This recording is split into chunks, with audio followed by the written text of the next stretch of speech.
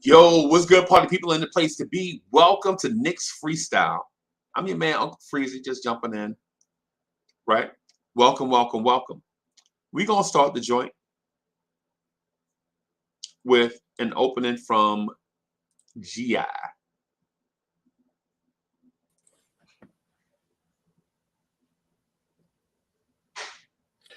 Well, good evening, Uncle Freezy. Good evening, Free Keith.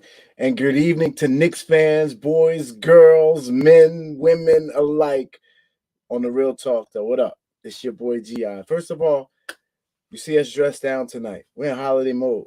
And we first want to wish you a very happy Thanksgiving. May everything be prosperous. May your family come together and be together as one. Because first and foremost, while we really love that banner, family is first. And you know that's what we have at Blorange Tears. We have a family. So God bless to you and yours. And listen, since we took the ties and all the sweet stuff off, listen to the protocol of the evening. You know what tonight is.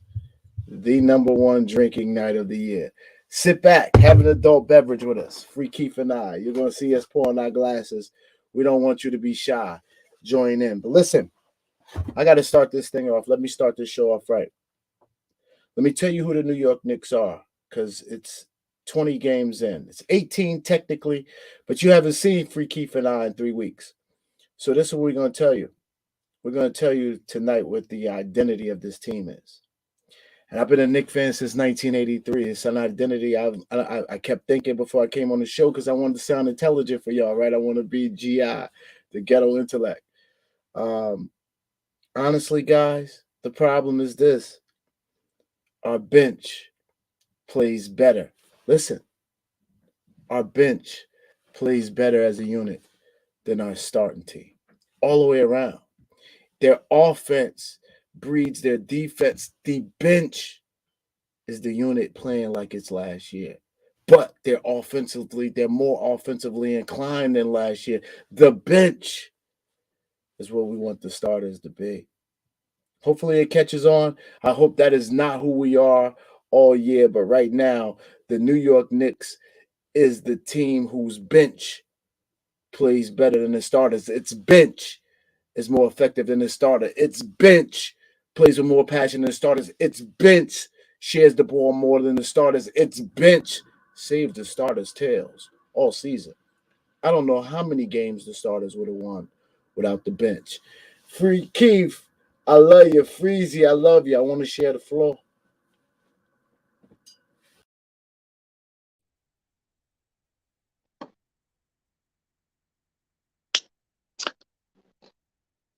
Good evening, good people. Good evening. Thanks, GI. Thanks, GI, for that lovely intro. I appreciate you. Freezy, the God, Uncle, let's do it. And to the chat and the rest of the Knicks fan universe, man, we love y'all. This is why we do it. We fans, we for the people, it's by the people, and this is no media influence, nothing. This is us talking to us. Now, it's been 3 weeks, man, and I missed y'all. I missed this. But what I didn't miss, though, was just the constant beatdown of this team. We up, we down, we up, we down. And fan sentiments change from day to day with each up and down. So, yeah, we're going to go into what this team's today. We're going to go into what the makeup is, what the team identity is, like what GI said. And I feel like we need to travel into that first to really unravel some other things.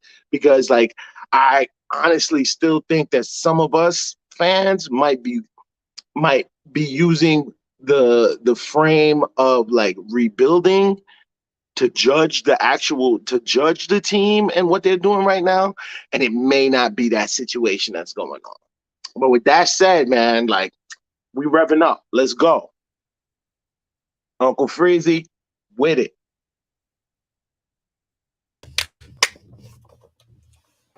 What's up, my brother? Man, it's all love. You ready for the holidays, my guy? You know how we You doing ready for the holidays? Man, You gonna keep it real black and gold over there this man, holiday season? dude, I'm doing over there. I'm wearing the blue. I'm wearing the blue today. You ran it well I'm gonna too. go ahead and give you. I'm gonna go ahead and give you sideways props, You but you ran see it why I'm well. wearing it. You You ran it see well. why I'm And I wearing it. got some black in here to represent for you, so we easy. Respect, We respect, easy. respect. We ain't in gangs. It's all love. Nah. We sure. So listen, you ready to do this thing? I ain't seen you in a couple weeks. Man, yo, man, beloved. I ain't see you in a few weeks, man. And it's been painful, bro. It's been painful. I feel like there's a lot of catching up to do, yo. It's a No, lot of catching up. the morning show be getting a lot of free love, man, because we try to save some of our stuff, so we had to dump a lot out on the morning show. So Freezy got to eat off us. It's all love. You know, they lucky they all on the same. We all part of the same Listen, channel, it's so I one let them family. eat. It's I one go ahead and family. let them eat. But I let them eat. But we definitely pay attention to who's the creme de la creme, because when we get to the table, I want my check to be different than everybody else's. Okay? Listen, let's go. Where we While at? we being for real, yeah. Where we at? We made these people wait long enough. Let's jump this True show story. out. True story. True story. All right. Well, yeah. You know what? I'm gonna let you go first, my man. What Uncle do you Freeze, think? oh, you gonna start it? Uncle Freeze Yeah, might have yeah. some fancy. He might have some fancy. Oh yeah. Oh, we doing fancy now. I forgot. Yeah. Yeah, because we're going into this first topic. I'm sure it's going to be some kind of crazy visual that Papa Uncle got to put up. So, you know what I'm saying? Let's do it. What's the true state of the Knicks? Rebuilding, playoff Contender, championship or bust. There's actually three very interesting choices on that. Three very interesting choices on it. What's your thoughts? So here's where I am. We're in purgatory. My option is D. Well, purgatory can happen at any time. You could be going along because it's a just so we're clear. I don't want to speak over the people's heads. Purgatory is a state you're just there. You're just being. I wouldn't say we're on the rise down because we haven't reached our peak, and I wouldn't say that we've reached our peak and that this is the best we could get. I just think we know we need another star. I think we know it, Free Keith. I think we'd be a fools not to know it. We need another star. Obviously, no matter what, we can lean on Kemba till the cows come home. He's not going to be able to be that guy to get the ball out of Randall's hand.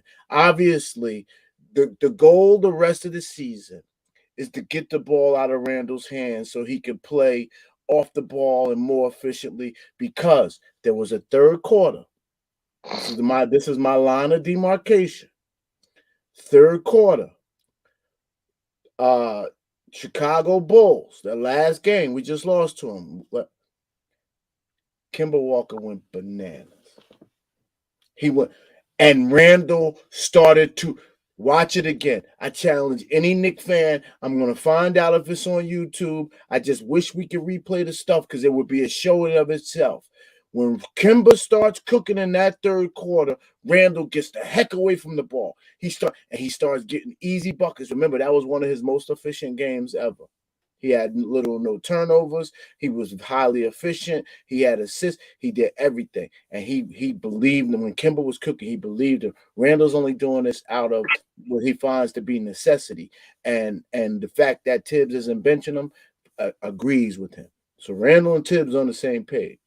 But where we are right now, I say purgatory, because Free Keith, we still need that other star. We still need somebody to get the ball out of Randall's hand. And we still need a couple of guys to be dogged on that defensive end. I'm not going to keep being boring and act for my 6'9" beast, but I need RJ. It's hard for RJ at 3. Everybody's hard on RJ. Nobody's heard me hard on RJ this year, other than missing layups that he should make. I cannot, because he missed layups last year at the 2 position he should make when he's bullying people. But other than making layups he should make, I cannot be hard on RJ. He's 6'7", playing out of position, and this is a grown man's league, and he's still only 2.5 seasons in a team that's been I still think he has some way to go, but let me turn it over to you so you can cook. Wait. Nah, don't turn it over yet, because you didn't clearly say Like what you think the true state of so this purgatory Yes. that you're talking about as Yes. being the current state of the It's a Knicks, state like of just being. It's a state of just being. so the current state is just being. So they're not, There's an you upside that wouldn't has say to happen. they're not rebuilding, they're not like No, because they're as rebuild, is. rebuilding suggests that we were somewhere, we tore it down, and we want to go somewhere again. We Mhm. haven't been there. And I like what we are. And if you really hear me, Free Keith, I'm saying we're in purgatory. That's suggesting I'm saying we haven't fallen too far off of last year, because last year is an anomaly. That team in the 82 game season isn't the 4th seed in the East last year. Because I don't I don't I I don't kind of I don't know that definitively, so I can't that's like fine. that to me. That's fine. That's That's my opinion. That's my okay. opinion. But and because a lot of weird stuff happened. A lot of weird stuff is still happening due to this COVID stuff. But my position is I'm saying we're in purgatory from last year. I wouldn't say we got better. I wouldn't say we got worse, because the reason I wouldn't say we got better, because the reason I would say we didn't get better or worse, because I don't think our starting unit this year is better than last year. I don't think they could beat last year's starting unit. That's just my personal opinion. And number two is this, especially Elf went out and played every night. Elf went out and played till you benched him. You would have to go out with Kemba and go deep. Kemba would force you to go deep to your bench. Elf is eating minutes. And now put the quickly that's on this team with Elf. Man, listen, let me stop.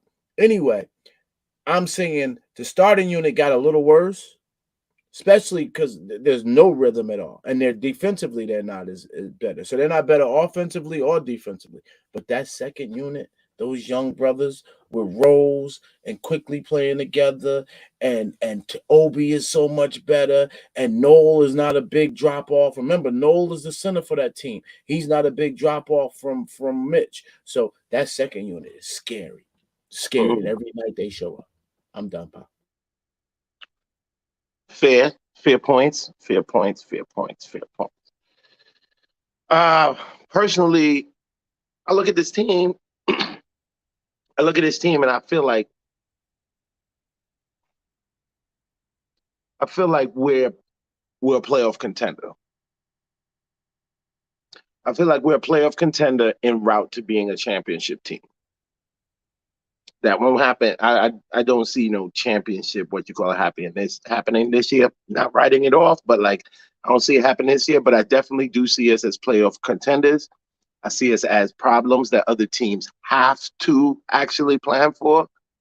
You know what I'm saying? And that to me is the biggest is the biggest reason.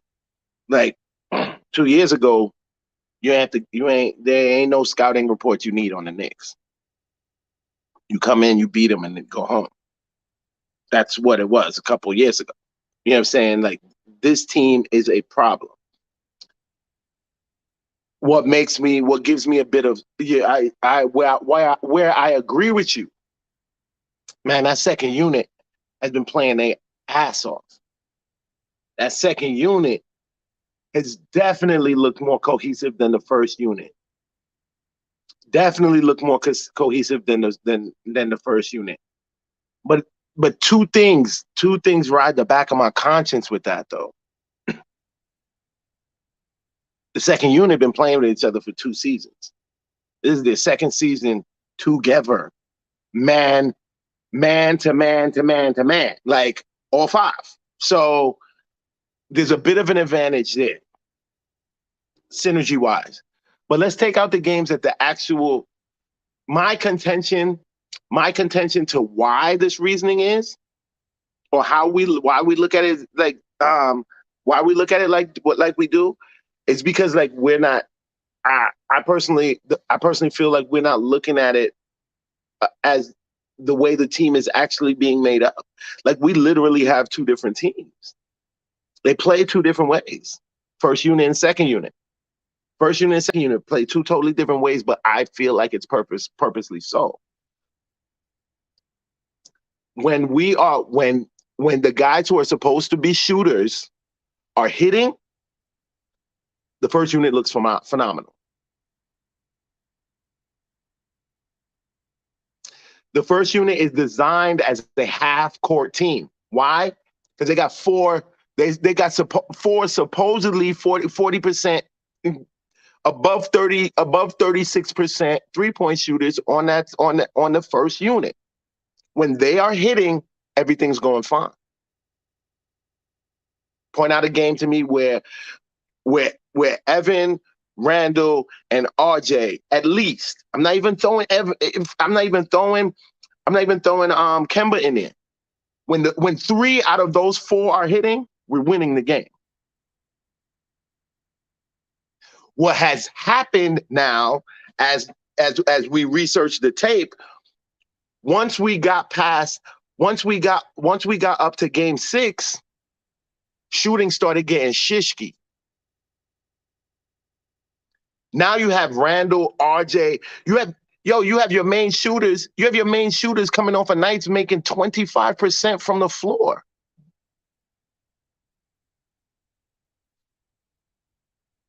Making 25% from the floor. That's crazy. Ain't no amount of chemistry. You ain't gonna win that way. So my thing is like this, where we're mad and we're looking at where fans might be upset at the first unit or the team or Tibbs and like, oh, these cats, they're not working together and this, that, and the other. Like, no, it's one thing. It's one thing that changes the dynamic of every one of those games. It's the shot making. We come out the first quarter, cats making shots. Randall doesn't even go into like ISO Randall. He doesn't start games like that. He goes into ISO Superman mode when cats stop hitting or when he realizes that cats is not making the shots. Evan Kemba come out making shots. It's amazing how smooth the game goes. That first unit is designed for shooters, for the shooters in the half-court set. I'm convinced. Could be 100% wrong, but I'm convinced of what I'm seeing. Because it is the tale of 2 different teams, first team and second team. The second team is out there. They're the runners. They run it all day. This is why I actually want to see RJ run with the second unit a little bit more and Burks actually spend some time with the first unit. I actually think that's a mix that might be worthwhile. But I think that, but to answer the question, I definitely think where the Knicks are right now is not purgatory. Not purgatory so much. I would agree with you on the purgatory thing if it was more than 17 games in. If we knocking on the third part of the season and like we still sluggish, like 1 game loss, 1 game win, 1 game loss, this, that, and the other. Like if we there, then I could give you purgatory. I can't say purgatory with a whole new team, with a whole new starting unit at like still in the first, not even the first half of the season. It's like I can't call it purgatory, but I do see that they're beyond a rebuilding team, and that we are a team that at our best will be competing in the playoffs. That's just me though. Yo, what you got? Oh, you got to interject? No, I wanted to do the I have a point. I want to ask GI a question about this topic and address the super chat from Paris Duggar. But let me do the former before the prior. All right. So Paris Duggar, thank you for your generous contribution. Paris Duggar says, we're winning with guys who are going to get better in the next 20 games, including the coach. So Obi, quickly, Rose, Fournier, and especially Randall. Thank you for that generous contribution, Paris Duggar. And I couldn't agree more. He wanted the day one folks. But let me ask this to the ghetto intellect. So GI. I know the question was, centered around, are we rebuilding? Are we a paper champion, or are we contenders to the throne? Right? I want to ask you this though, because I think it's something that you may have mentioned, and what you mentioned before seemed to have been a little ahead of its time, just like a lot of smart takes in real time seem like they're a little bit ahead of their time, right? Do you believe that this is a soft tank? Yeah, A I soft can't. tank? Yeah,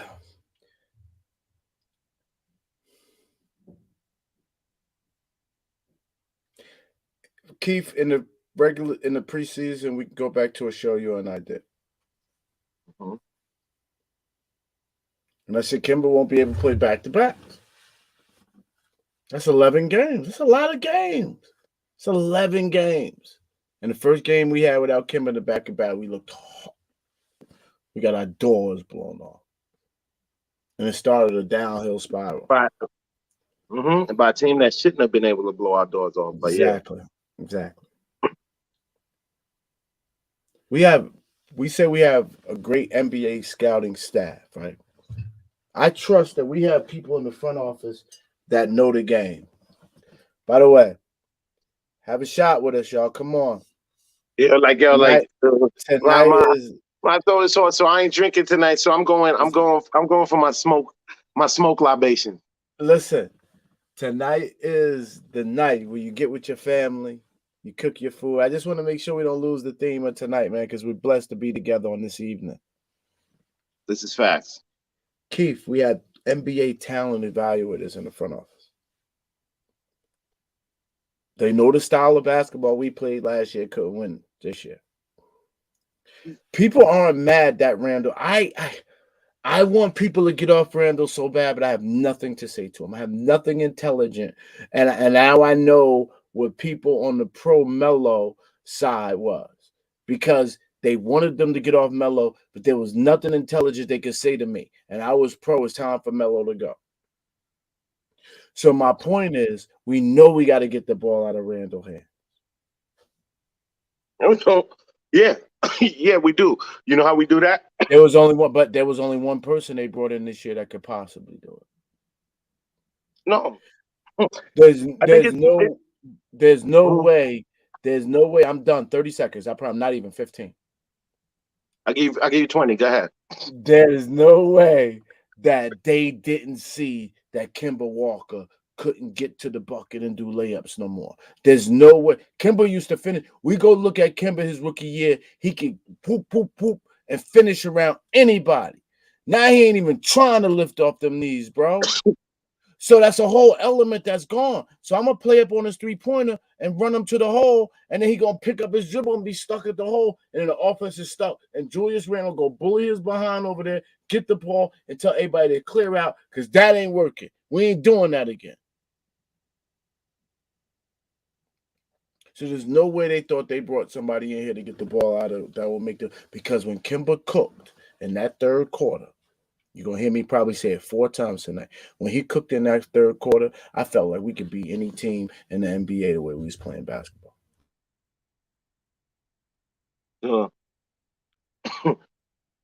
Y'all want the ball out of Randall's hands? So it's not a soft tank then. So it is a soft tank. It's a soft tank. Wow. It's a soft tank unless some help is coming through that door. To me, it's a soft tank because there's no way in the world. The problem is Tibbs is going to screw up their soft tank because he's too good a coach. He can get them through. So then it's not a soft tank. Yeah, but that's because management hired the wrong guy. I'm in the opinion, and I haven't changed this position, that management and Tibbs ain't on the same page. It is not making sense. Because Tibbs is going out there to try to win. This team, here's my position, Keith.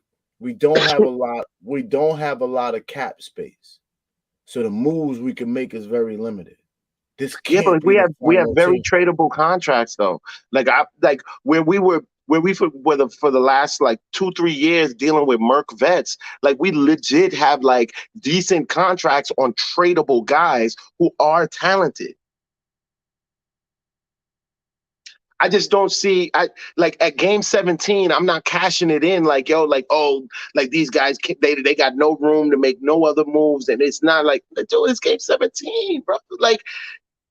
And legit, yeah, last year might have been an anomaly, but like this is the team. Like this, I don't think that there's any idea about like soft tanking, about what you call it in. Like I definitely believe that there is legit belief in the guys that are on the floor. Grimes, Sims, McBride, those were all Tibbs picks. Those were all Tibbs picks. All So to guys say getting that, no minutes. But anyway, I'm sorry. nah, but see, I mean, they're rookies. They're rookies, not even lottery rookies on a good team. They're legitimately on a playoff team. What do y'all really expect Tibbs not to give the main guys time to work it out? No, my only position to you though is you brought those players up as if they were we need immediate help. We need immediate help. No. I brought them up. I brought them up to dispel the part where you were saying that him and management are on the same page. Like I feel like the people coming in and going out are very much on the back of Tibbs on the back of Tibbs's recommendations and input. I don't doubt that. I don't doubt that part. So Free Keith, let me ask this to GI, just one more thing to GI, right? So GI, if a soft tank is on the management radar, what is the grand prize of a soft tank? So what's the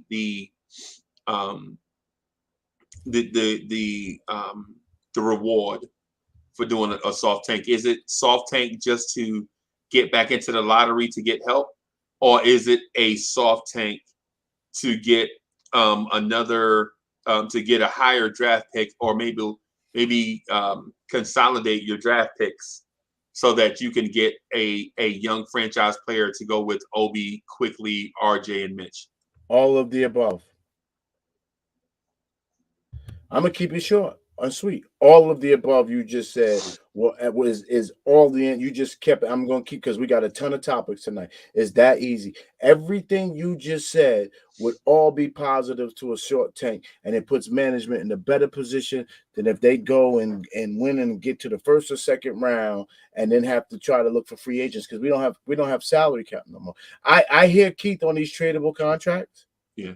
The problem is, I think these players need to have They need to have some value to get some value back. I don't see any teams trying to shed. I don't see anybody trying to shed salary. And we're not even that team to shed salary anymore. Now our contracts, if we were going to make a trade to upgrade the team, it would have been last year when we could absorb 75, where we could take 75% and then eat 25% of it. Now we can't do that anymore. So I don't know how we can intelligently, and let me be careful. I don't know how we can strategically say, because intelligent was too strong. I don't know how we can strategically say this is the year for the trade, but last year wasn't. When last year we could have did more. We have more leverage than we have this year. I'm honestly still not. I'm not convinced that that by the trading deadline, like we won't be looking at a better team. I'm not convinced that. I'm not convinced of that at all. So like, I feel like we're searching for things in the draft with free agency and this, that, and the other. I think where there are guys literally on the team and in the sphere that may actually look like the guys that we're trying to trade for by the time that trading deadline comes. Okay. My thing again, through chemistry and development. Meaning that, like, yes, development. Like Obi right now.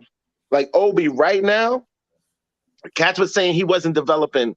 Like Knicks aren't developing. He's only playing 11 minutes a game the whole season. So how'd he get better? In fairness, Keith, though, the only thing why I gotta say this, and I'm shutting up, Obi ain't your problem. Your problem is no. I'm not saying but I'm telling you. But here's my point. I'm saying it as a point to something else. It's not even about Obi. But go ahead. I'm not saying Obi was a problem. Kemba has arthritic knees. He cannot get healthier. Cool. He's on an $8 million. He's on an $8 million contract, easily sheddable. So to help me understand what you're saying, Keith, because we're talking about this team. Mm-hmm. So are you saying we're gonna get better next year when No. I feel like game. I feel No, like he said game about it. He 30. said, The no, you team, said the about a team that trade they look deadline. at game 30 is not going to look like the team they look like right now. That's what I And believe. You said about a trade deadline, though. And this is what I'm gonna say.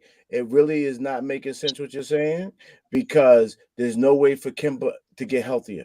Kemba is the key Okay, to us but getting better. Kemba's one person. That's not the linchpin. That's not the He linchpin. has the Kemba can only play how he's playing right now. Kemba can play unless how you, he's playing right now. We aren't getting the best. We only get good games out of Evan one every 3 games. We only get it's good all games out of Evan one every 3 games. We like RJ. I'm still waiting for RJ's shot to come back. And we still it's winning. So all like Kemba. It's all the offense it's not not all flowing. Kemba. It is And because so let me, hey, Gi, you mind if let me throw another log on the fire because I want to agree with Free Keith, right, on this. But what Gi is saying is making too much sense to me, and I don't want to be on Gi's side. I'm gonna be clear. I don't want to be on the ghetto intellect side of this topic, right? I want to be with Free Keith, but at the same time, what Gi is saying is building a house that is steady. Like this might be a soft tank, and here's the reason why. I was just behind the scenes listening. I wasn't even going to jump in, but then when I hear what Gi is saying, and again, I don't want this to be true, but what my man is saying makes sense. Because and here's the other thing: if things are according to what Gi says, I think the closing argument to this is that the front office may not have faith in Julius Randle as the franchise player. You know what I'm saying? Under that circumstance, okay, cool, but I still don't think it was a tank. I think he gets traded.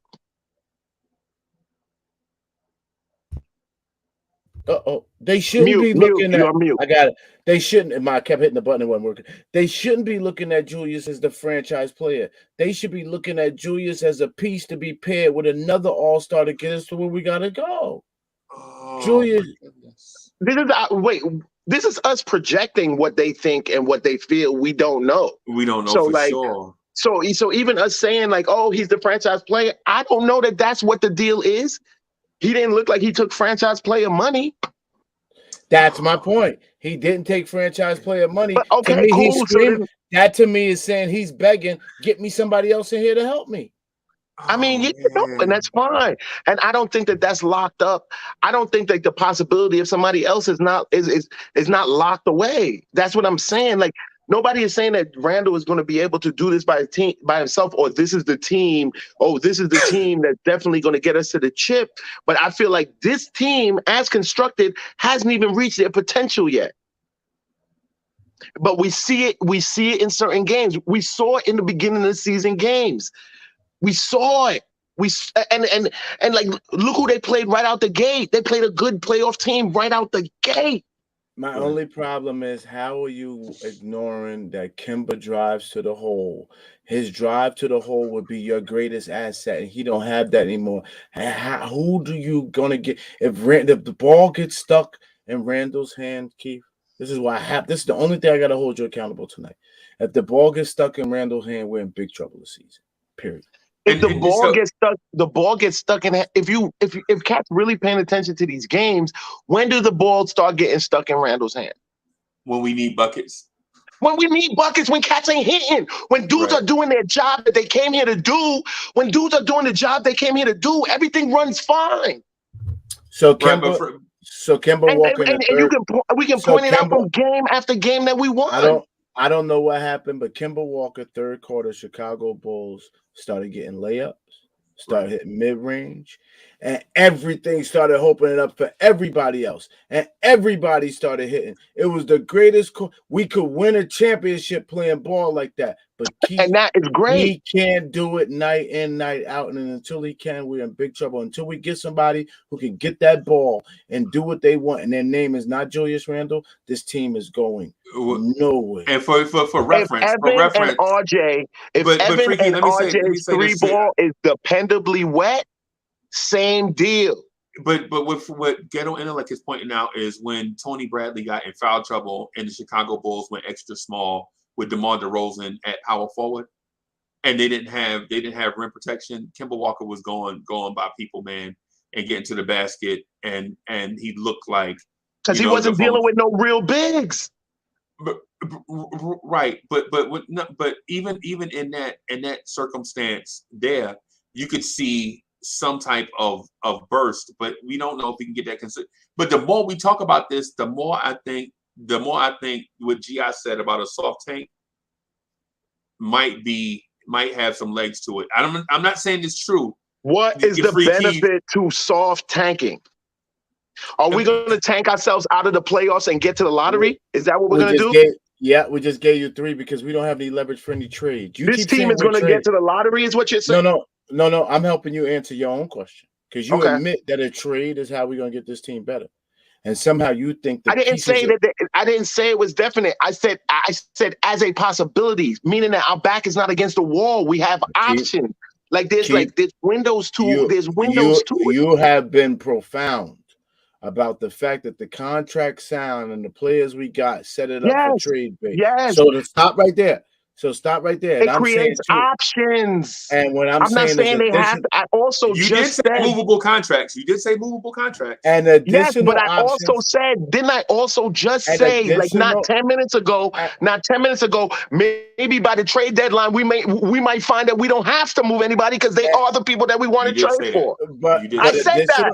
Yes, I'm just saying that we have plenty of options, and that we should not.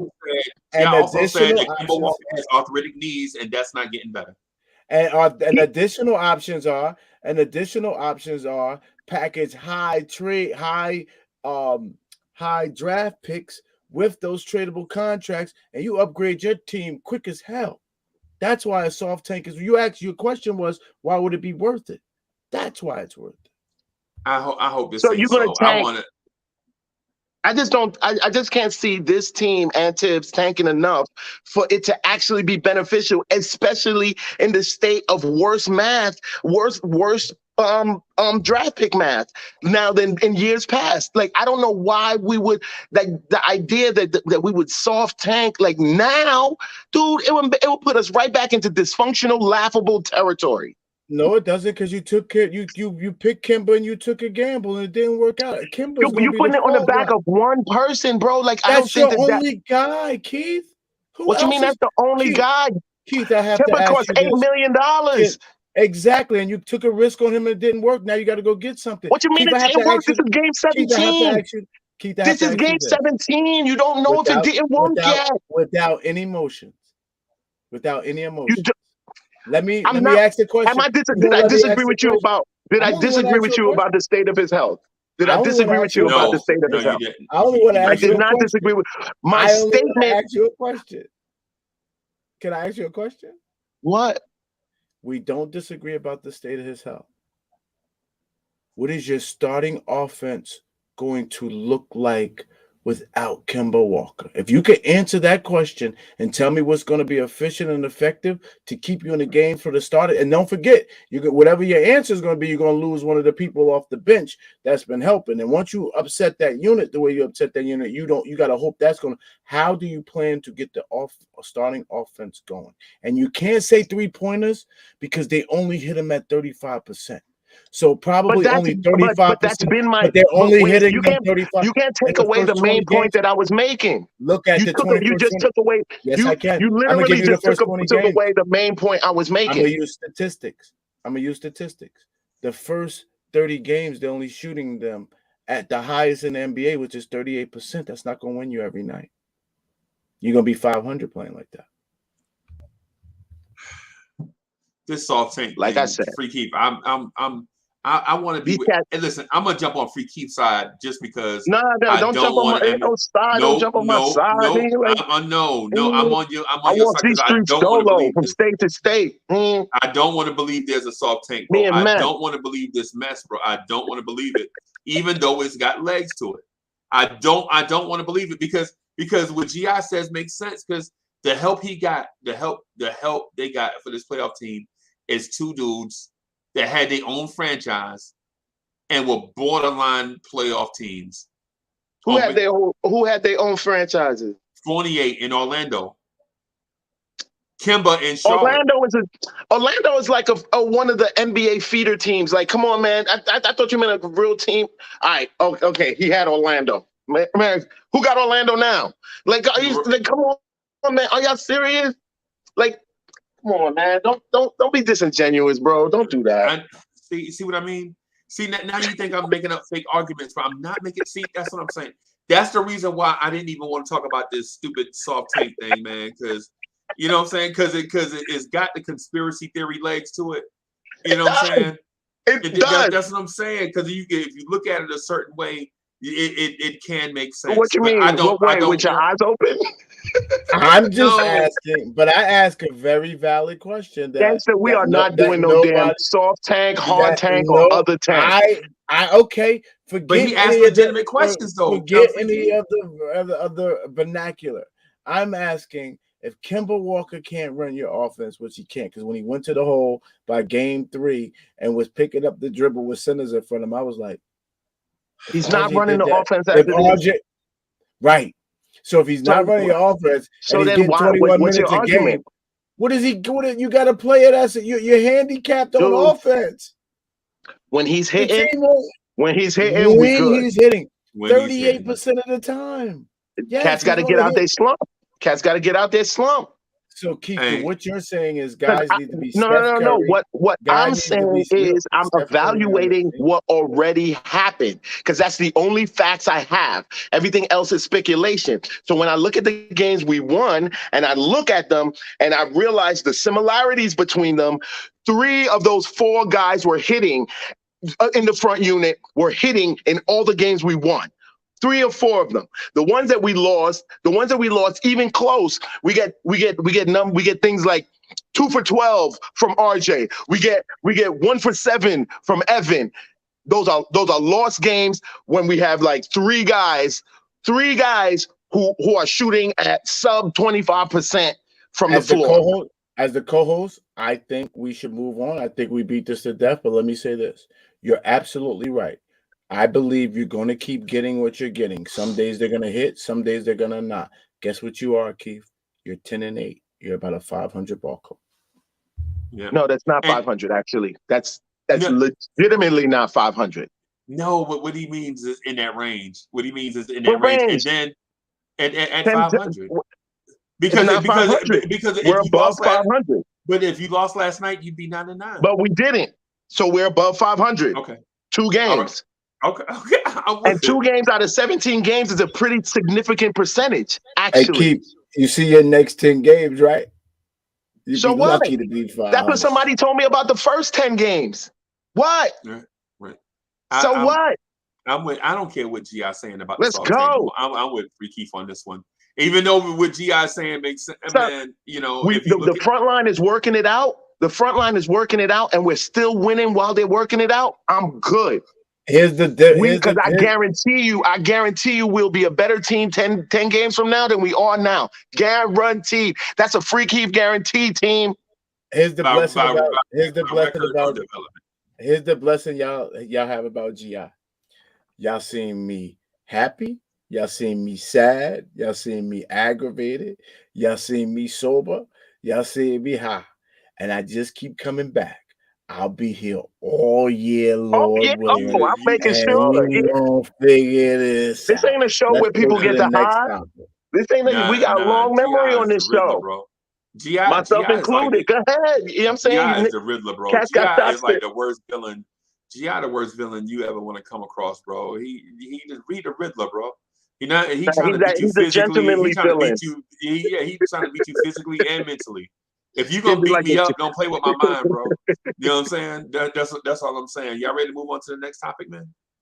Yeah, where we at? I feel like he trying to beat us up physically and mentally, bro. I'm a troll. Y'all didn't realize when I hit the link the first time I'm a troll. I don't know about this question though. The second one? You that IQ the point guard.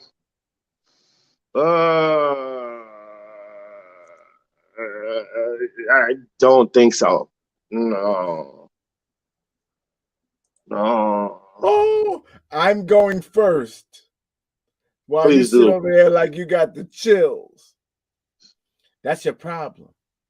I kept saying, yeah, first of all, somebody Take caught that, my attention. take I'm that sorry. whack cowboy flag, Nah, somebody flag caught my down, brother. attention. Get Somebody that caught out of my here. attention. And now that I got the mic, Nicka for Life, Wayne Peterson, Julian Bloom, Anthony D, Big Bro, salute to you, bro. Sherman M, you Salute. so loyal, don't even make no sense, man. Sir Mears, yo, Sin Mears, Sin, you so, yo, salute. When you making some food, the New York Knicks, the New York guy, who we got? Eddie Cully. C. Eddie C. What up, baby? KJW Events. Vauxhall in the building, baby. What it do? Parish Duggar. Always with the super chats, the super chatter platters. Nick Nation 112. Oh, come on, man. Hey, come on, man. Hey, Greg Castillo, you my special. Don't tell nobody, yo. I special you up. I Yo, special you up. Be Greg is my guy. civilized. And I preaches the gospel, Greg. Yeah, Worldwide L, salute. Even cats with other platforms, man. And one that caught me, yo, Danny Melendez. Yo, hang in there with us, bro. Trust us, yo. Trust us. We not that high. Frederick, always in the building. Yo, salute to the people. Always showing us love. J Boogie, big bro. Salute. Canal. Who else is in the building? They just keep coming in at us. Johnny Davis, Jason. A lot of views tonight. Cully. And why I came down is because I saw my guy. Josh, Uncle Fulio. You know how we do, y'all. You know I had to come show you love. You made me shout the whole chat out. Jason, what it do? Wilson. Man, it's lit in here tonight. Agent Super Argo. City for real, super chatter platters. I got that from you.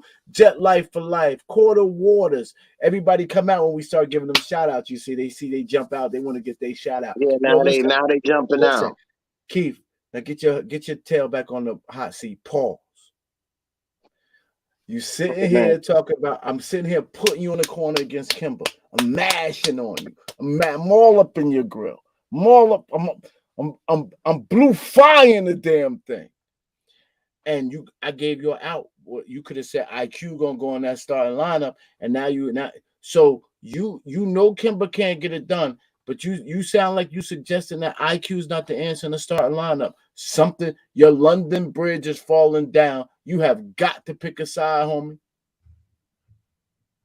You sound like one of them cats. Like you sound like one of trying to disprove something You're that's the already Riddler, not. bro. I'm telling Like you, he's trying to trying to beat us disprove down something that's mentally already and not physically at true. the same time. Like you know what I'm saying? I'm gonna disprove that unicorns exist. Like, of course, like they don't exist. They ain't real. So like, you trying to get me to say that IQ should be in the starting line when we've already seen IQ as a starter. And I don't think that that's probably where we want to go. Not yet. Free Keith, can I ask you to elaborate on what? Can I ask you to elaborate on why IQ was not the answer at starting point guard? Because I just he's a playmaker, but not in the way that like he's not mature enough to play with like your Randalls and you know what I'm saying? Your so Evans. He can run with those young guys. They're accustomed to that. Like they all coming off that college high. You know what I'm saying? It's like they're set up and they're mentally focused a certain way. Like, yo, IQ just looks like, okay, cool. Like I'm a scoring point guard. If you put him in a starting position and he really takes that seriously and he's not passing the ball. Like it's, I feel you, but let me ask you a question. I think he functions very well where he's at, coming off the bench, providing that energy. Freezy, you better get in here because I got him against the ropes. But I'm gonna let you. I'm gonna let you. No, we don't want. I got him against the ropes right now. You got who against the ropes? You got who against the ropes? Free Keith. Me? He got you against the ropes. How's that? We've seen IQ start. We've seen it with our own eyes. But Free Keith, let me ask you. More than one game. More than one game. We've seen it. I got you, but not this season. You saw rookie IQ. Okay, we saw rookie IQ. Yeah, but dude, we even saw it in preseason. We even saw it in preseason. I got. But listen, so here's the question: is IQ's production a benefit of him playing against other teams' bench players, or is this a fact of this kid has developed from one season to the next? And if he developed from one season to the next, should you give him the opportunity to start? IQ been closing games. Stop it. Right. Okay. IQ been closing games. And again, if we listen to Tibbs instead of our own imaginations, we'll understand that the closers are more important to him than the starters. He said that a million times. Okay. We can't get the guys who end the game is more important to him than the guys who start the game. And that's factuals. Here's the problem, though. Here's the problem. The problem is you didn't even mention. Did I say IQ wasn't important? Here's what you didn't mention. Here's what you didn't mention. Did I say he wasn't clutch? Here's what you did not mention. Okay. You ain't mentioned that IQ plays better defense than Kemba. You ain't mentioned that every single aspect about him deserves to start over Kemba. And that's why I knew I had what you. You mean Mr. every Wolf. no, dude, he doesn't have the eyes. He doesn't have the eyes that Kemba has. He does not have, dude, like what the Tibbs care about. He doesn't have the eyes that Kemba has. Look at that front unit. What is it made up for? It's made up for getting Randall easier shots. That's what that front unit is made up for. Like it or not. I'm not saying that's good or bad. I'm not capping for Randall, this, that, and the other. But that front unit is made up to get Randall easier shots. And the only way they do that, and quite honestly, the way that the first unit offense runs the best is when they're hitting shots. Keith, that is the problem with the offense. Even in games we win, we were beating the Lakers by 25 points in the second quarter. Kemba couldn't help Randall get no shots, so Randall took the ball and grinded the offense all the way down to where they made up 20. They cut a 25-point lead to 12, and then early in the third quarter they took a 12-point lead and went to the because Randall wouldn't trust it was a 6-point lead to help him get him shots. Kemba was useless last night. Them young boys jumped on Kemba and let him go nowhere. And once that happens, Randall go. This is happening time and time again. It's not fair for you to be doing this. Kemba's got to come out that offense. He's got to, or Randall's gonna look bad. That's my point. Kemba just has to hit his shots. That's what he's there for. It's obvious. He just has to make his shots. Because when he's making his shots, the offense, there's not a problem with it. I think G.I. coming for next today, and I'm not standing for it, bro. You ain't coming for me. You know what I'm saying? I'm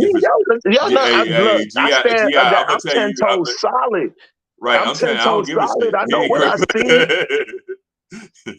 And y'all want IQ, and y'all will be mad. Y'all will be mad when IQ gets into the starting line with these guys, and it doesn't look. That second unit is built to run. IQ is with the runners.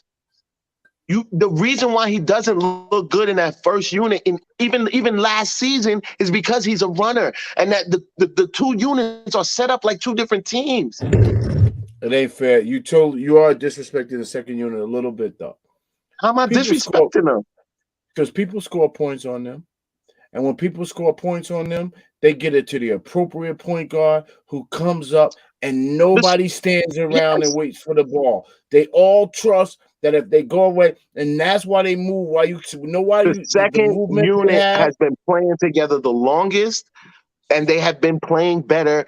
They have been playing with more chemistry than the first unit. And they play against worse talent.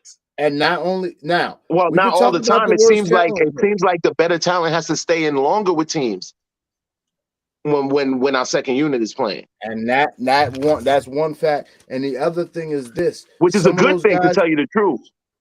Any of those guys from the second unit that show their tail is finishing the game. Yeah, you can't show me a game where the starting unit finished it. There was somebody in the second unit in that final unit. Yeah. And those are the finishers.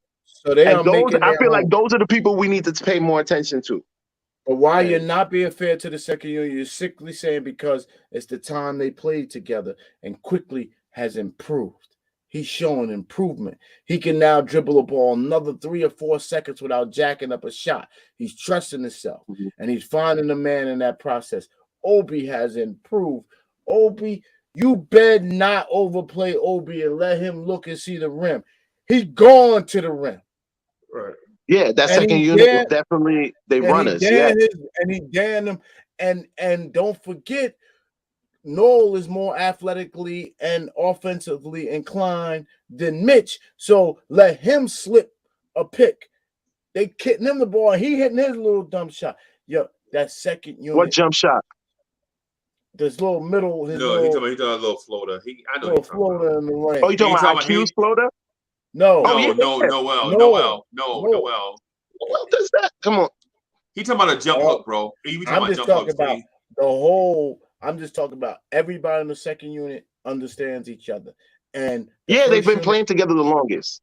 and They've been playing together the longest. But in fairness, Keith, not only that, Obi and IQ got a lot better. They ain't looked this good last year. But that comes. I'm not okay. They all are individually hard workers. So, like, yes, their individual improvements are part of this general second team improvement. But they've also been playing together the longest out of any group on the team currently. Hey, Free Keith, let's not. I don't want to ruin the next topic because we are vicariously transitioning into the next topic. So let me move. Let me show it, and then we can just get right into it. Yeah. This one, this is gonna be dicey. This one's gonna be dicey. Hey, I'm jumping backstage, but I'm not running from GI Pro. So his grade is still incomplete because he got 2 players in OB and quickly he had to play. His roster last year was depleted. He had to play him. Let me say it again because I see your head. If I could win you on this one, it could be a short topic. He had to play him. He had no choice. He had no shooting. And IQ was one of the best shooters on the team. He had to play IQ. That's why IQ ain't like these other boys. And he making it off the bench. He had no shooting. And Obi was one of the top picks. There was no way the Knicks made it all the way to the lottery. And we got Julius Randle not letting our top pick play. So Obi had to get some minutes he got last year.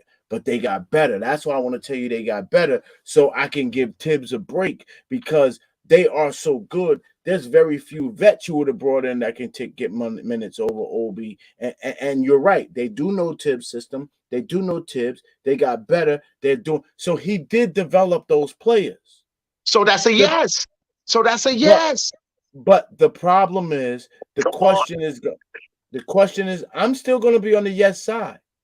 But the question they're going to talk about this McBride kid, and they're going to talk about this Sims kid, it's too early, and that's my position. It's too early. It's 20 games for those cats, but the cats that he had, the young cats that he's had time with, but I don't are developed or developing, I should say. And here's my development. The question was young players, guys, not rookies. Young players, not young players. Okay, let's define that first. Who's a young player? Then that scares me. We got to go from Mitch back. Who are we considering a young player? We got to go from RJ and Mitch back. Yeah, RJ, okay, that's fair. So RJ and below. Okay. Is RJ the cutoff? Let's start with Mitch. Let's start. Yeah, RJ and Mitch. They're in the same class, I believe. No, they're not. Mitch is a year older. We're going to start with Mitch back. We're going Mitch back. Mitch back. Yeah. Can we just go by age? Because Mitch is the oldest. No, we can't go by age because Obi is like damn near 50 and he's a sophomore. We can't go by age. No, just by age, not just by age. That's it. I'm talking about age. We just go from Mitch back. If we go from Mitch back, we're gonna get all the young guys. I don't want to bring. Yeah, but we gotta have a young guy cut off. We gotta have a young guy cut off. Mitch, I'm starting. All right, cool. Yeah. The Knicks have been amazing to Mitch, other than his pay scale, which they can't do nothing about. He can't do nothing about that. In the second round. Okay, him and his agents. They have been amazing to Mitch, and Mitch has had nothing but room to blossom. They've given him what he needed in the summer. They've absolutely developed his athletic talent, and they forced his tail to grow up by playing with his mind a little bit. Okay, RJ. The Knicks have been amazing to RJ. He gets plenty of minutes to play.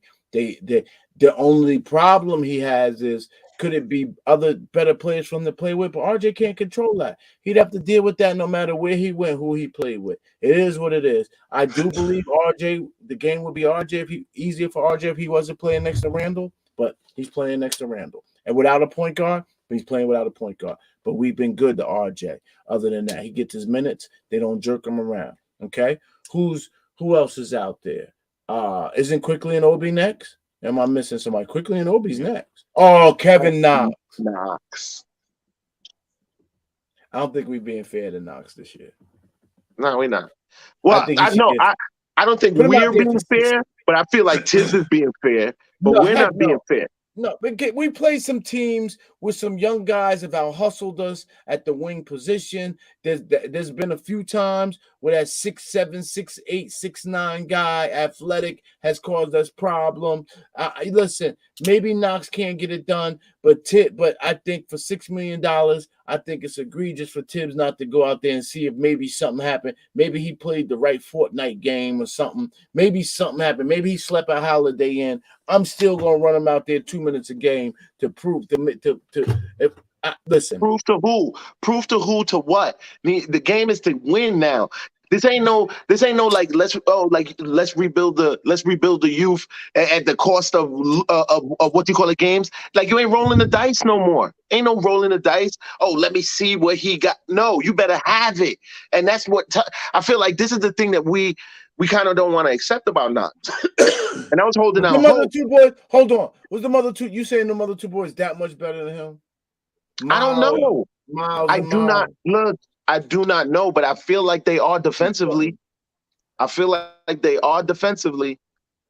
we know Tibbs. I'm gonna say this just real quick. I think Miles McBride right now is probably the least developed rookie or young player that we have, even beyond. Oh, you ain't even let us get there. You jumped. Yeah, we ain't even get back there yet. We still we going year to year. No, I get what you're saying, but when you mention Knox, what I'm doing is establishing a point of reference. Compromise. Comparison. Yeah. So the thing with Knox is, you saw that Tibbs would actually even be willing to put Knox on the floor, unlike with Miles McBride in specific situations where you needed a defensive point guard. And my point of reference is the game that we beat Chicago in Chicago on when DeMar DeRozan missed that last second buzzer beater against the Bulls. He left Derrick Rose on the floor with 1 second left to go in the game, instead of putting Miles McBride in the game to defend Lonzo Ball. Right?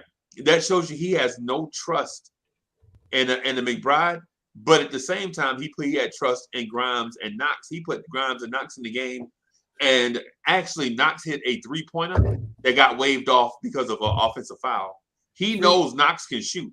Freezy, I hate to interrupt. It's 9 o'clock somewhere.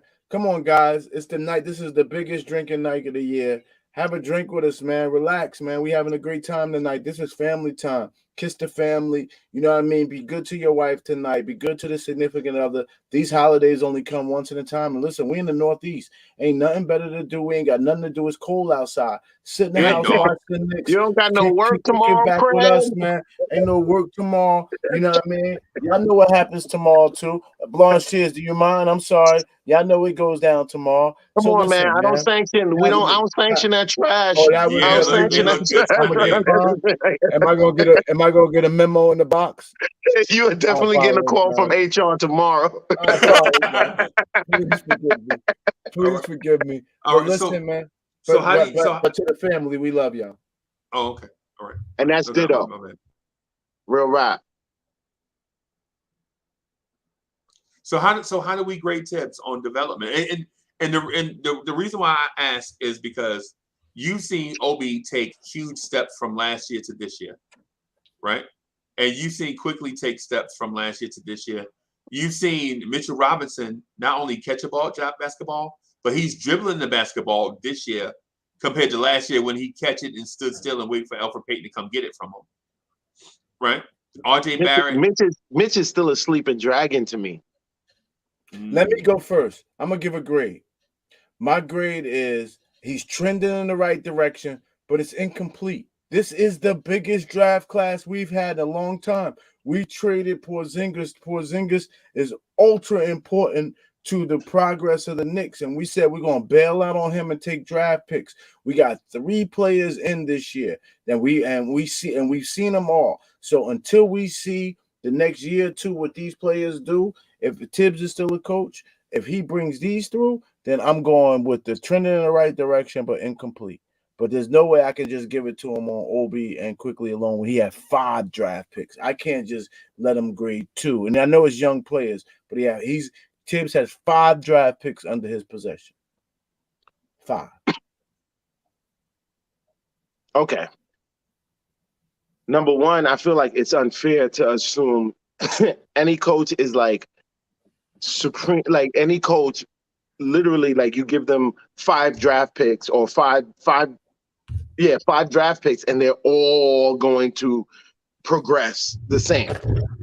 I think that's a farce a little bit. Like, so I cannot say like, oh yeah, he's got 5 guys, he's got five youths under him. They all like how they have all developed as a group is it's somehow comparable to. I'm gonna look at the best and the worst one. Who is the best youth? Or I should say that. Although for my personal money, I feel like Mitch is the most impactful youth. Me personally, I think. Yeah, but he hasn't been healthy enough for Tibbs to be able to.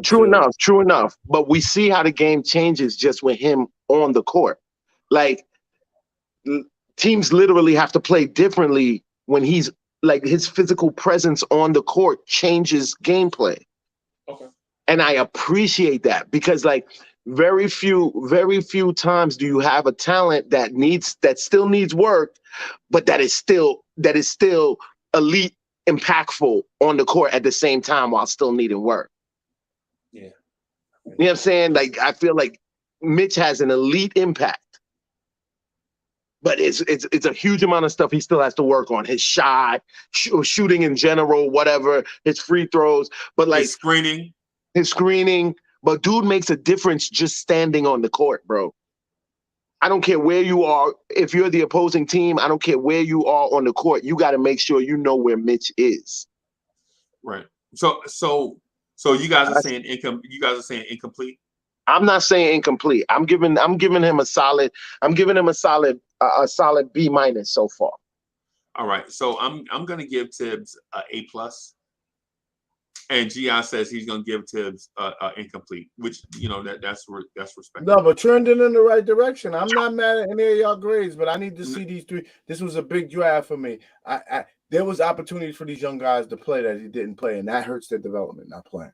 So I got to give him a chance. I think they've got opportunity. Like I feel like Tibbs is trying to stack these wins, and like you don't do the logic of it. You don't just do it with you're going to depend on your seasoned guys. It's like any other work environment. Like there's definitely a hierarchy. There's what you call it when somebody's been more time in the job than you, like the seniority, like these things aren't, there's still very real things in this very real job. That's a game to us. You know what I'm saying? So like Tibbs is going to give the cats in the starting line the time to work it out. I see what's going on here, Free Keith. Kemba Walker is going to be the hill you die on. And I'm telling you, I'm coming to kill you. I'm not doing. Because I said this from the beginning of the season that I love that we have Kemba and Rose because of Kemba's health injury. I mean, because of Kemba, both of their health concerns. I was very excited about having both of them because of that. And still, but Rose gets it out because he gets another guard that can help him. Kemba don't have nobody that can help him but Randall. When Randall takes the ball from Kemba, different things happen. When Quickly takes the ball from Rose, similar things to what Rose wants to do happens. Big difference. And the reason, and therein lies the reason why IQ can't the same. Y'all saw Rose starting. Did y'all like Rose in the starting unit? No. And it's because him and IQ play the same way. And like that's the reason. And that right there, the little thing that you can't describe is the reason why I was saying I don't want IQ in the front row. I don't want to see Kemba or Rose in the front unit. So that wasn't a good question for me. I don't want to see either one of them in the front unit. Okay. But anyway, we're off topic. Right. I gave him a B-, and the minus is only because like I kind of I wanted to see like if I see something from Knox and he gets some run and he's actually more improved, then that will shoot right up to A+. Okay. All right. So did y'all see David Fizdale at the game last night? Yeah. You know, David Fizdale got no love. Let me do this real quick. I want to move on. Melo got cheered though. Yeah. So David Fizdale was at the game last night. On the lake with the Lakers coaching staff. He didn't get no love. He don't deserve none. David Fizdale, you owe us money. None. What he does? Well, you know what? We got to thank him for something. We got to thank him for who we got in the lottery that year. Who we got in the lottery that year? RJ. We got to thank him. So like, yeah, we got RJ. So thanks, Fizz. And he tried to ruin RJ Barrett too. All right, so let's move on to the speaking of RJ. Let's move on to the last topic. Has the new officiating hurt the development of RJ Barrett? Hurt what? The new officiating is what's making him shoot bad? Is that what it's doing? Because that's really the only thing wrong with him right now. So Free Keep, just as a disclaimer, and this is for Ghetto Intellect also, whenever you say anything bad about RJ Barrett, people come for your neck. Not here, but on social media also. I mean, look, you see the title right there on the bottom of my joint. You know where to at me. I ain't hiding from nobody. And don't try that. And don't ever let a Barrett Tears set you up. Uncle Freezy is a Barrett Tear. Don't let. But I'm not even saying something bad about RJ. It's straight factual. Like I had the straight facts at the beginning of the last season when he was 1 for 22 from 3. So I have the ultimate excuse for RJ this season, and I've been setting that up from day one. I hear a buzzing. Conspiracy theory. I hear a buzzing. Is it just me or is it? I think it's just me.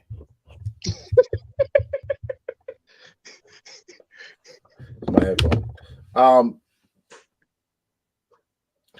I didn't want RJ playing out of position. Yep.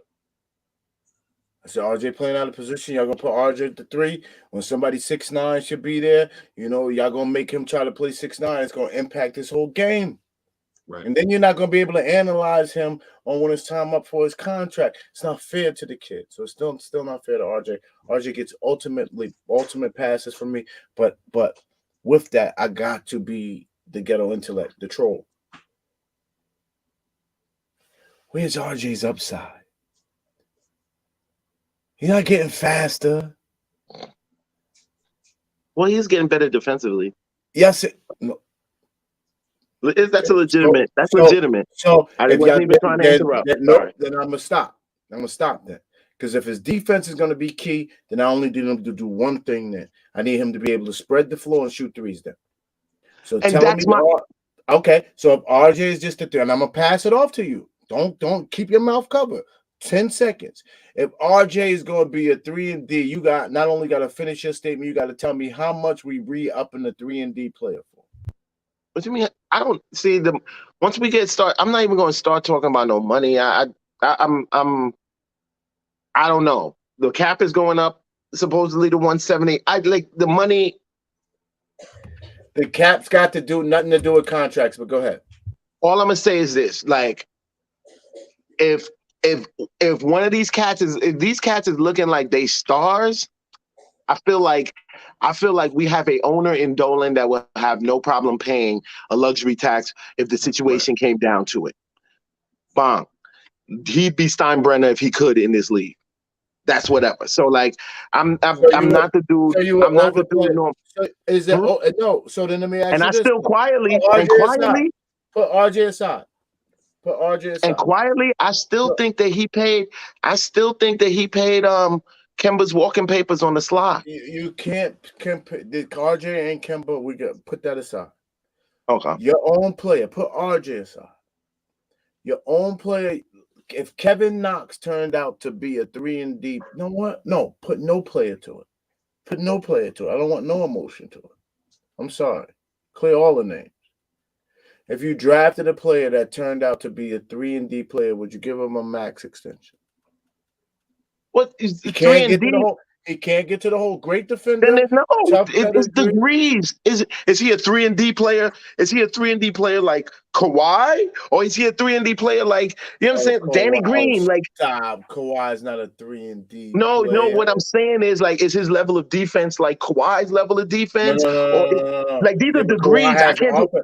But you're not There's only giving several max. 3 and D players. But you're not It's only by giving degrees of how good they are. But you're not only Right. giving Kawhi a max for his defense, you're giving him a max for his offense too. And No, RJ but can't you do miss Kawhi. what I'm saying. Like how good of a I hear 3 and D you. player? I hear you, but Kawhi's not a 3-and-D. You have to compare him to Danny Green. Would you ever give Danny Green a max? Because that's what you Bruce Bowens. No. You're saying I'm not RJ's giving Kawhi. I'm not Bruce giving Bowens Danny Green the without max. Kawhi. No, I'm not giving Danny Green the max. That's all But I you know need who to gets a max being 3 and D? Clay Thompson. Paul George, yeah. Paul Clay George. Clay does probably a little more than 3-and-D. Probably just a little more. Clay I don't know if Thompson. he gets max. He gets 71. I don't know if that's a max. That's close Could enough, be. brother. Could He be. comfortable. He all But, right. but guess what? It's easy for them to do that. Guess why? Because they drafted him. You can overpay your own players. Okay. It's easy. Yeah, with bird rights. Right. All right. So y'all ready for closing arguments? Yep. All right. So chat Blorange Tears family. Let me first say, join the Blorange Tears family. Go to the Blorange Tears homepage, click on the join button, and you'll get options in order to join the Blorange Tears family, where we'll have separate and exclusive content, where you can get content that nobody else will get. And it's dope.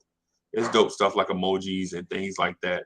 And what we're working on are videos that we'll put behind the scenes that you only members will have access to.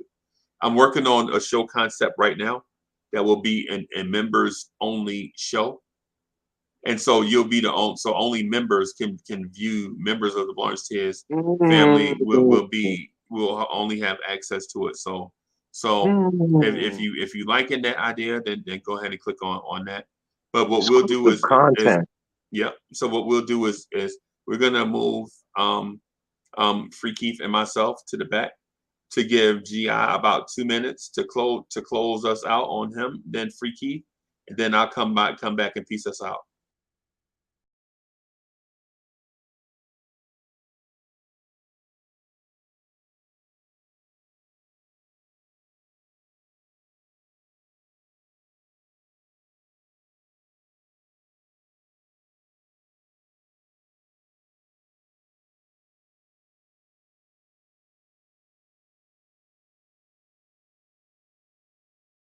We can't hear you, boss.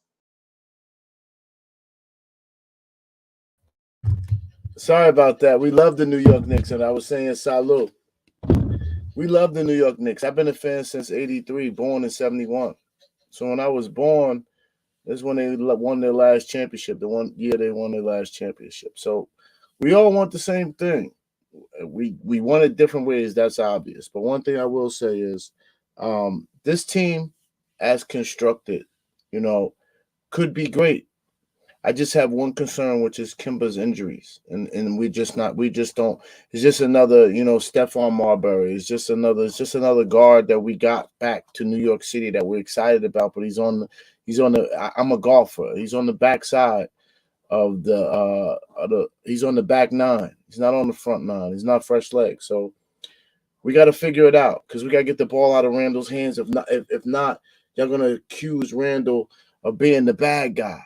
Randall's going to be the bad guy because he's the one with the ball in his hands trying to make things happen. And now I see how Melo fans feel. We got to get back to that raw defense. We got to find a way to share the basketball.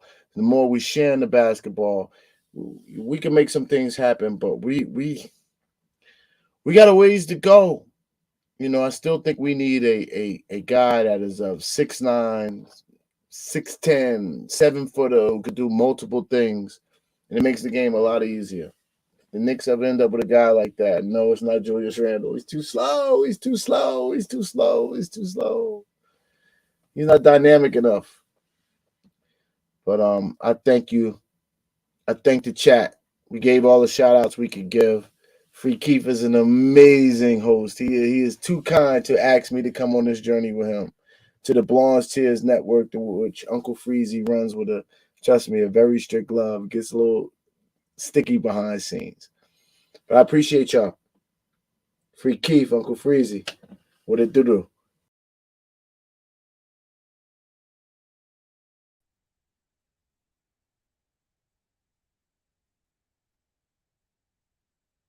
Hey, peoples. Hey, peoples. Man, it's truly an honor to be in front of y'all, even to get to chop it up with y'all like this. I appreciate it. And for those of y'all that stick around to listen to the kid, man, like y'all crazy, but I dig y'all. I love y'all. Oh man, we winning while figuring it out. You can't ask for a better figuring it out situation. We at game 17 of an 82 game season. I see good things on the horizon. What I've noticed so far is that when the guys who are here who are paid to hit, the game goes smoother. So I'm hoping that consistency, I'm hoping that what we saw in those first 5 games becomes like the consistent picture of this team. And I think that we'll be doing fine. And I actually think that that's coming. So like, have faith, hold on. We beating real teams. And I'm not, I discount no win. No win. I don't care who's not playing. I don't care. LeBron ain't playing. So what? Randall abused AD. Abused him. And AD's supposed to be a star. I was told that he was a star and Randall shouldn't be mentioned in the same breath of comparison to AD, who he just used yesterday. So yeah, I see good things in the horizon. I think the front line is going to get it together. Contrary to my guy GI, I definitely think that Kemba is not the linchpin, so much the linchpin that he thinks he is, and also I feel like Kemba is going to get more consistent with his role as it is consistent, like being that like he may not get to the cup like he gets, but I feel like his shooting and scoring, his shooting from 3 and from mid range is going to be what is goal. So yeah, I'm just waiting for shooting consistency from him, Evan, and RJ. We off to the races. I love Tibbs. I like our front office. I like the moves that we've made thus far. Man, yeah, there's something to be thankful for. Yeah, man. I'm thankful coming into tomorrow for this next squad. Yeah, man. Hey, well, y'all have just watched Knicks Freestyle with your man's Ghetto Intellect and Free Keith. Happy Thanksgiving to everybody watching. Make sure you press the like button on this. Subscribe to the channel. So we were almost at 2,000 subscribers, doing it the hard way. You know what I'm saying? So make sure y'all subscribe to the channel, smash the like button, show some love for the Ghetto Intellect and for Free Keith. God bless y'all, man. Y'all have a happy Thanksgiving, man. Peace.